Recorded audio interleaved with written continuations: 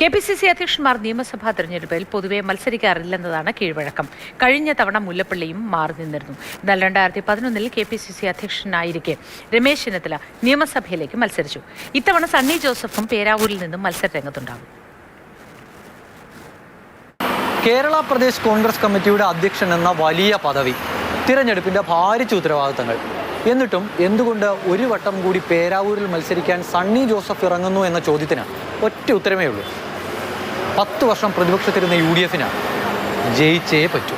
അമൽ പറഞ്ഞതാണ് കാര്യമെങ്കിലും UDF-ന്റെ കുത്തക മണ്ഡലമൊന്നുമല്ല പേരാവൂർ.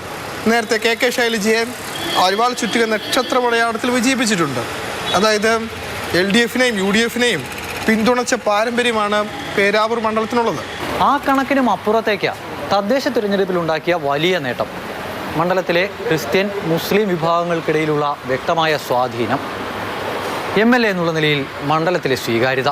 പക്ഷേ പേരാവൂർ മണ്ഡലത്തിൽ LDF-നും കണ്ണുണ്ട്. പിടിച്ചെടുക്കാൻ പറ്റുന്ന മണ്ഡലങ്ങളുടെ പട്ടികയിലാണ് പേരാവൂർ ഉൾപ്പെടുത്തിയിട്ടുള്ളത്. മാത്രമല്ല KK ശൈലജ വന്നാൽ മത്സരം തീപാറും. പേരാവൂരിലെ ഒരു തീപാറുന്ന പോരിന് KK ശൈലജ വന്നാലും ഇല്ലെങ്കിലും സണ്ണി ജോസഫ് എന്തായാലും കൈപ്പത്തി ചിഹ്നത്തിൽ മത്സര രംഗത്തുണ്ടാകും.